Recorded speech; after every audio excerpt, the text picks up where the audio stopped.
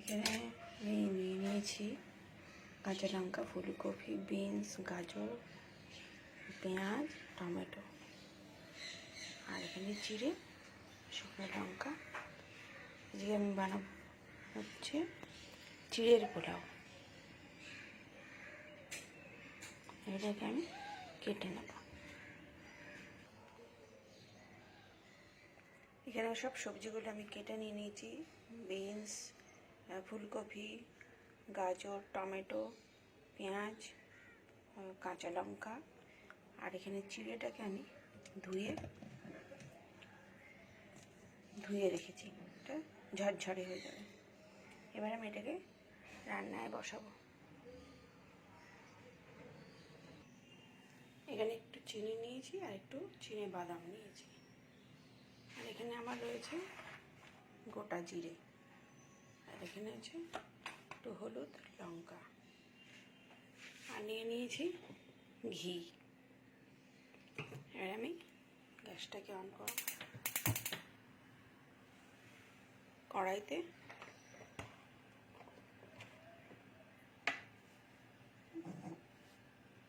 তেল দেব। কড়াইটা গরম হয়ে গেছে, কড়াই দেব তেল।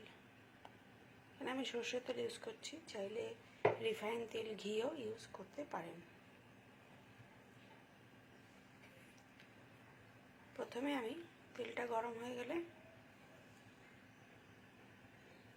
বাদামটাকে ভেজে উঠিয়ে রাখবো।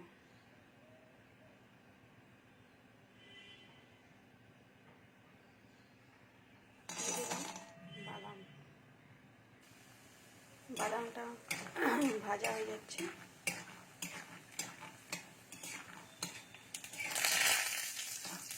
বাদামের মধ্যে ভাজার সময় একটু নুন দিয়ে দিতে হবে।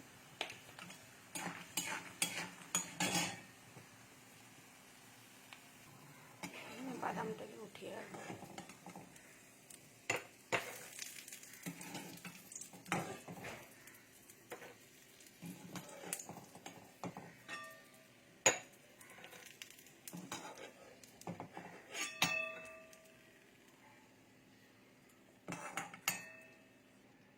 এবারে দিয়ে দেবো গোটা জিরে, শুকনো লঙ্কা, হালকা নেড়ে তার মধ্যে দিয়ে দেবো কাঁচা লঙ্কা। আমি তো কাঁচা লঙ্কা বেশি দিয়েছি, একটু ঝাল লাগবে, ঝালটা পছন্দ হয় বলে। আপনারা চাইলে কাঁচা লঙ্কাটা নাও দিতে পারি। তারপরে দিয়ে দেবো পেঁয়াজ। পেঁয়াজটা আগে না দিলে পেঁয়াজের কাঁচা গন্ধটা ছাড়বে, সেই জন্য পেঁয়াজটা দিয়ে দেবো আগে।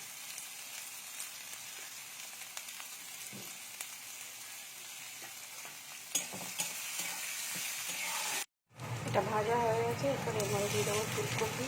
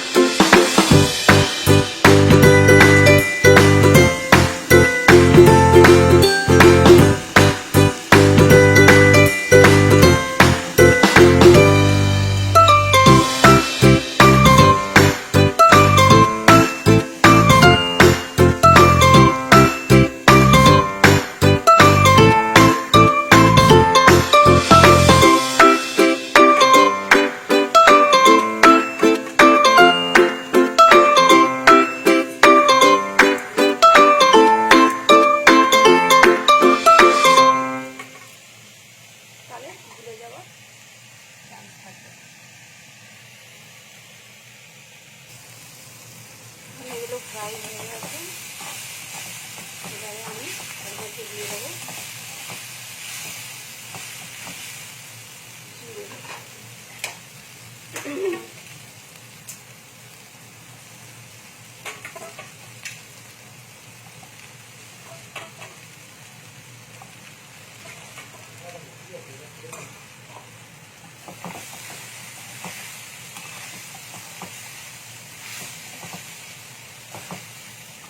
জাস্ট একটু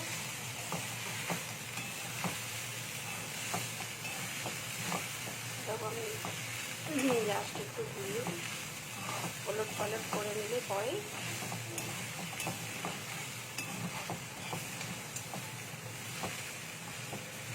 তাতে কী হবে, আমাদের চিনি যেটা দিয়েছিলাম সেটা গলে যাবে, ঘিটা মিশে যাবে, নুনটার মধ্যে ঢুকে যাবে, মশলাগুলোর গন্ধ চলে যাবে, কাঁচা গন্ধ, আর একদম আমাদের চিড়ের পোলাও পুরো রেডি।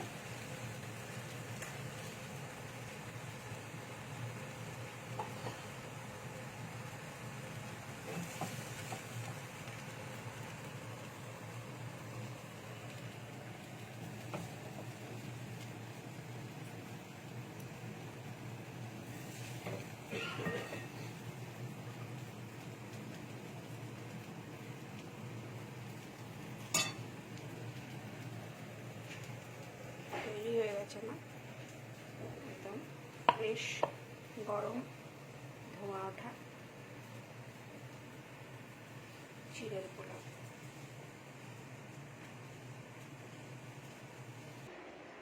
এবারে এর ওপরে দিয়ে দিলাম কয়েকটা ভাজা বাদাম, যেগুলো আমি ভেজে রেখেছিলাম সেটা একটু দিয়ে দেবো।